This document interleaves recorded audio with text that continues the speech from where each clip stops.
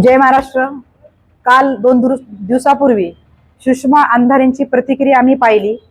त्या प्रतिक्रिया करत असताना आदरणीय नीलमताई गोरे यांच्यावर त्यांनी वायफळ बडबड केली, कारण की सुषमा अक्काच खरं तर भाजपमध्ये जाणार होत्या, म्हणून उद्धव साहेबांनी त्यांना चॉकलेट दिलं आणि शांत केलं।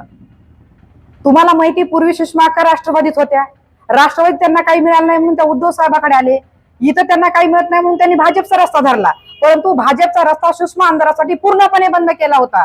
म्हणून कसं झालंय सुषमा अक्काची अवस्था, आई जगू देना आणि बाप भीक मागू देना, आणि त्या आरबळासारख्या करायला लागल्यात। आणि वाटेल त्या गोष्टी म्हणजे मोठी व्यक्ती कळना किंवा लहान व्यक्ती कळना, अशा अवस्थेत त्या आदरणीय नीलमताईवर बोलतायत।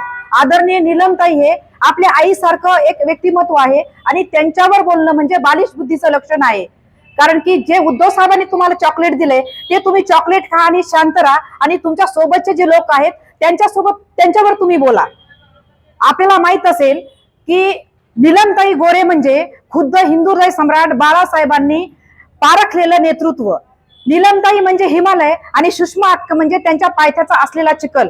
कारण की आपण अवकातीत राहून बोलावं, आपण काय आहेत कशा आहेत ते आपण आरशासमोर बघावं, आणि नंतर तुम्ही आदरणीय नीलमताईंवर बोलावं। कारण की आदरणीय नीलमताईंना हिंदू हृदय सम्राट बाळासाहेब ठाकरे यांनी 4 वेळेस आमदार आणि उपसभापती पद दिलेले, आणि त्यांचा कामाचा ओघ, त्यांनी राजकीय सामाजिक कार्य अतिशय प्रदीर्घ काळ त्यांनी केलेला आहे, आणि ह्याचाच वारसा जोपत विचार जोपत या महाराष्ट्र राज्याचे उपमुख्यमंत्री आदरणीय एकनाथभाई शिंदे साहेब आणि संसद रत्न आदरणीय श्रीकांत शिंदे साहेब आणि वरिष्ठ नेत्यांनी त्यांना 5व्यांदा आमदारकी देऊन त्यांच्या कामाचा गौरव केलेला आहे।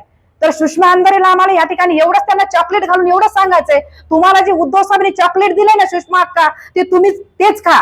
तुम्ही जास्त तुमच्या आईसारख्या व्यक्तीवर बोलू नका, कारण की तुम्ही जर बेशिस्तपणाने जर वागाल आणि संस्कार सोडून जर तुम्ही बोलाल तर ह्या बाळासाहेबाच्या रणरागिनी, शिंदे साहेबाच्या रणरागिनी तुमची मस्ती जिरवल्याशिवाय शांत बसणार नाही।